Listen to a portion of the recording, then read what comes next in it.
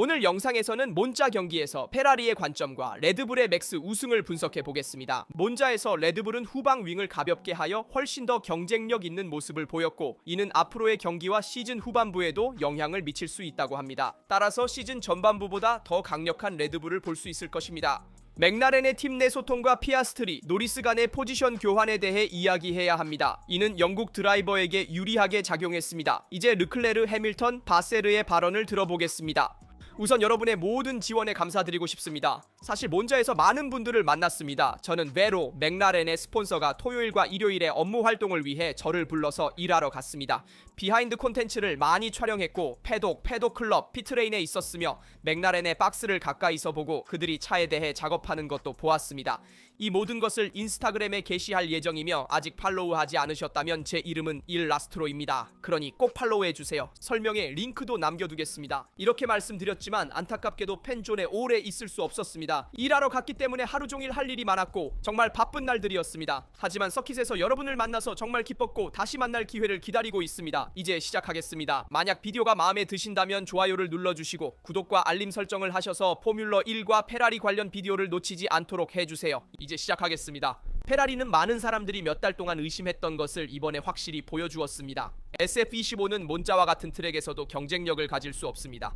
샤를 르클레르는 4위를, 루이스 해밀턴은 6위를 기록했습니다. 이 결과는 차의 한계를 완벽하게 보여줍니다. 최대한의 결과를 얻었지만 기대에는 한참 못 미쳤습니다. 특히 홈 경기에서 팬들이 꿈꿨던 것과는 거리가 멀었습니다. 몬자의 관중은 기록적이었지만 결국 그들은 포디움 아래에서 선수들을 기리며 만족해야 했습니다. 차가 페이스를 따라가지 못하는 것은 선수들의 잘못이 아님을 알고 있습니다. 페라리는 시즌 중 새로운 바닥과 후방 서스펜션 등 기술적 혁신을 도입했지만 질적 도약은 보이지 않았습니다.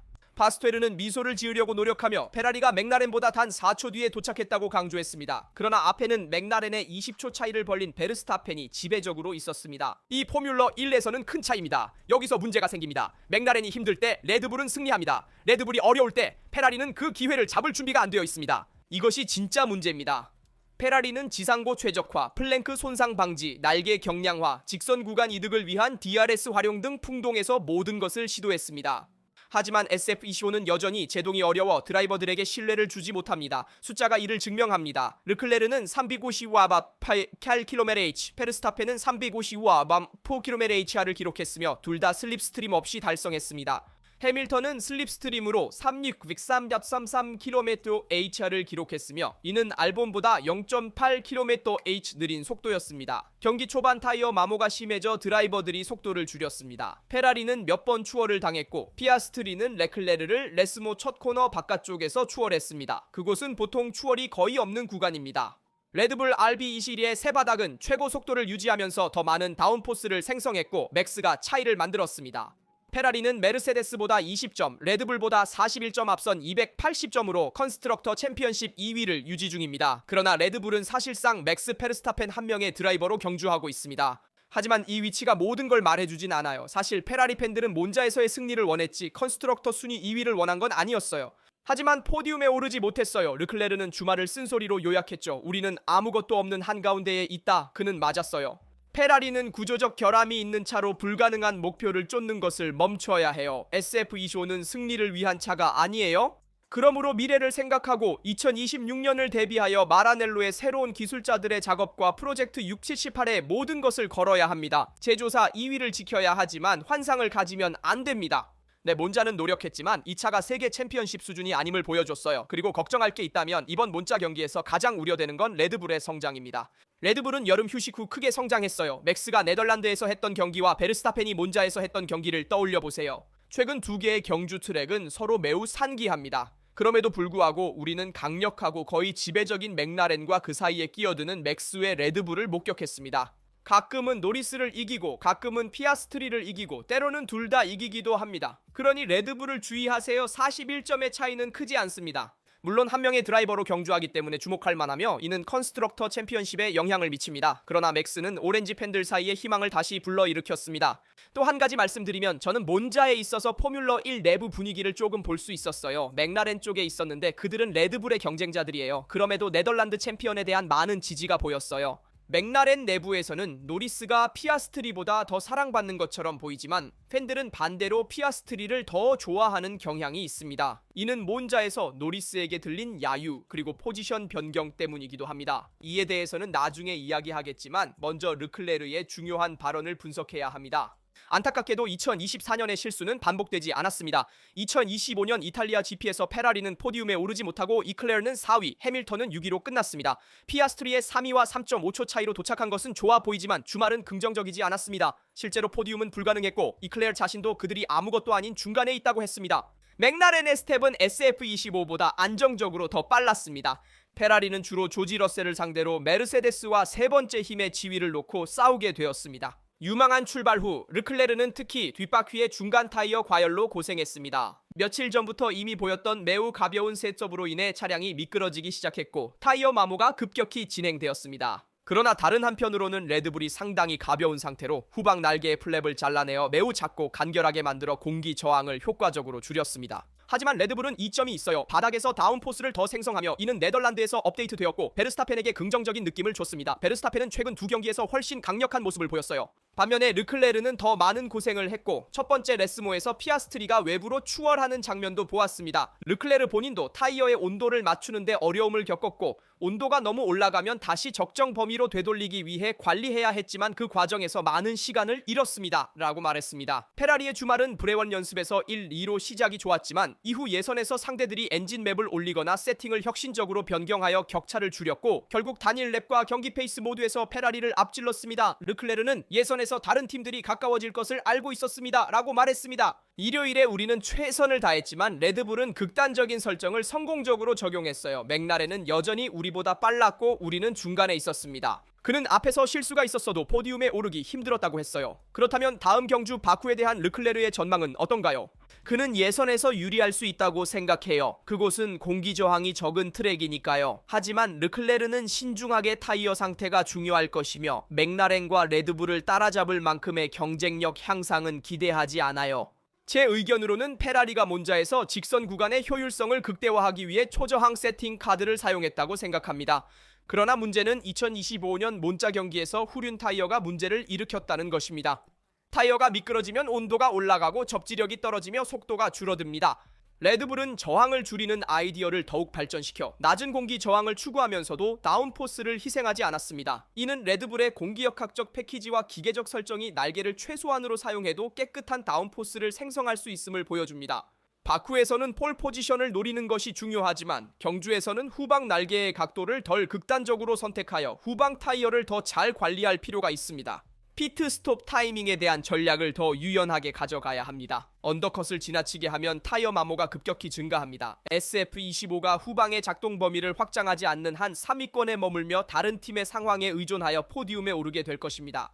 루이스 해밀턴의 발언도 들어보겠습니다. 현재 상황에 대해 해밀턴은 회복에 만족한다고 했지만 이 페라리는 포디움에 오를 수 있는 차가 아니라고 스스로 말했습니다. 해밀턴은 10위에서 출발해 6위로 도착했으며 그리드에서 5계단 페널티를 받고 시작했지만 조지 러셀보다 5초 뒤처진 6위로 마무리했습니다. 그의 말에 따르면 경기 페이스는 좋았지만 페라리 SF25는 현재 포디움에 오를 수 없다고 합니다. 해밀턴에 따르면 조지 러셀에 대한 언더컷이 적절한 선택이었고 스틴트를 길게 가져가는 선택은 효과가 없었다고 합니다. 회복에 대해 안도하고 기쁘지만 아마 6년 후에는 러셀에 대한 언더컷을 시도했어야 했을 것입니다. 장기적으로 접근하는 것은 기대한 결과를 내지 못했고 저 역시 러셀에 대한 언더컷이 의미가 있었다고 생각합니다. 앞 타이어의 워밍업이 잘 된 트랙에서는 해밀턴의 리듬을 방해하기 전에 필요한 델타를 만들 수 있었기 때문입니다. 저도 이미 서킷에서 경기를 여러 번 다시 보면서 해밀턴이 러셀에 가까워지자마자 르클레르보다 먼저 피트인해야 한다고 생각했습니다. 그 당시 르클레르는 4위, 러셀은 5위, 해밀턴은 6위였지만 그럼에도 불구하고 해밀턴이 앞서 나가면서 언더컷을 해야 했습니다. 그렇게 하면 두 페라리 드라이버가 서로 가까워지면서 조지 러셀을 견제할 수 있었을 것입니다.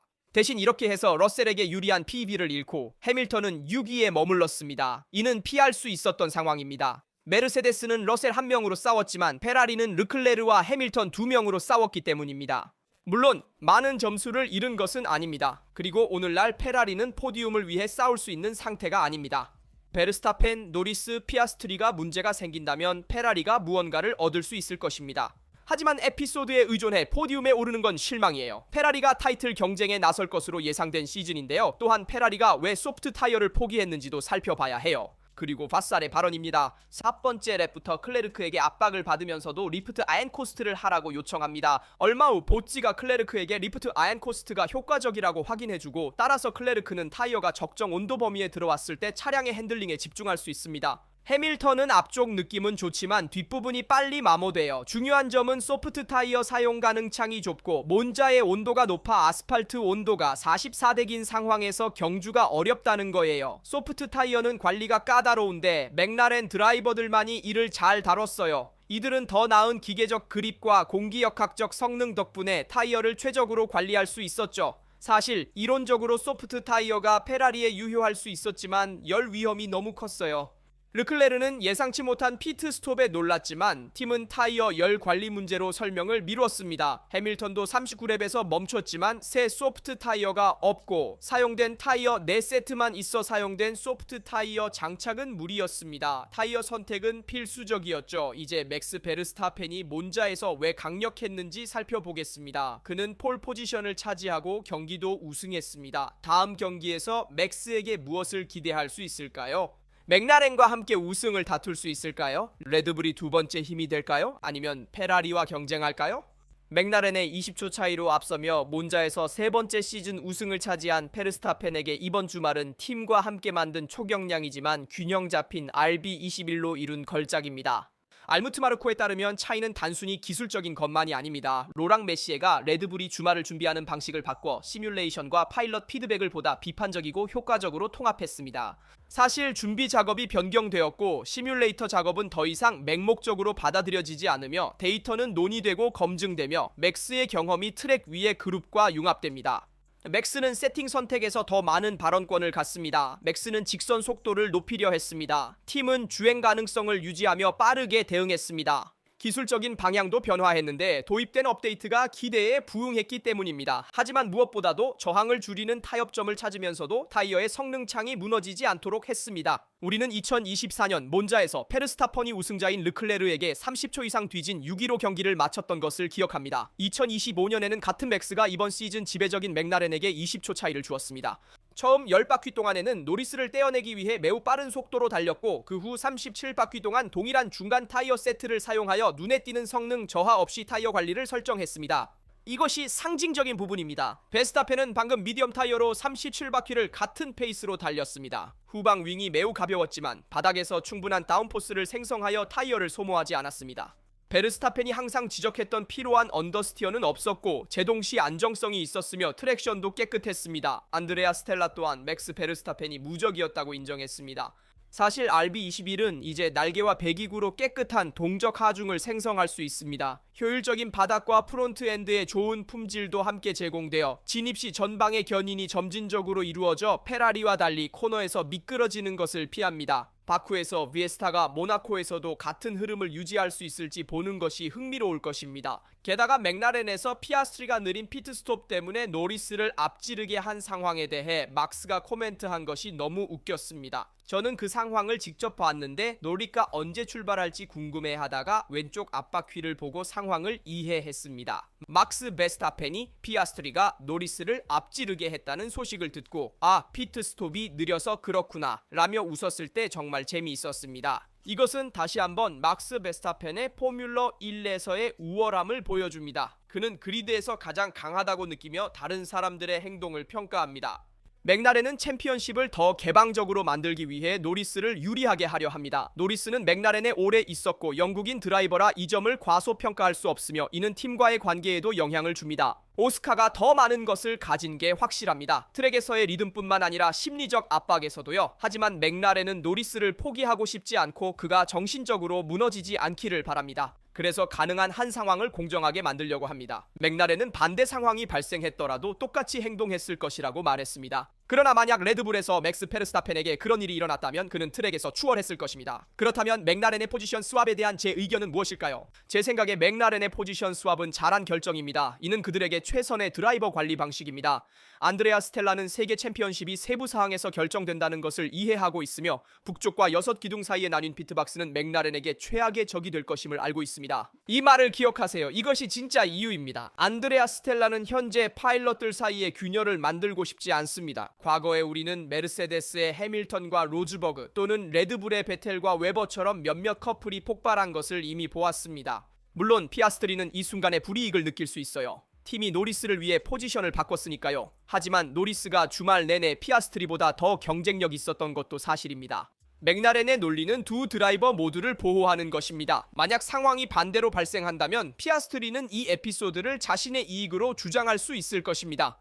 맥라렌 내부의 이 조화가 얼마나 오래 지속될까요? 그리고 팀이 두 드라이버가 다투지 않도록 얼마나 잘 관리할 수 있을까요? 이탈리아 몬자 그랑프리에 대한 여러분의 의견을 댓글로 알려주세요. 페라리, 레드불 베르스타펜, 맥라렌을 어떻게 보셨나요? 여러분의 댓글을 읽고 답변하는 게 궁금합니다. 언제나처럼 좋아요 누르고 구독 후 알림 설정하여 포뮬러 1 및 페라리 관련 영상 놓치지 마세요.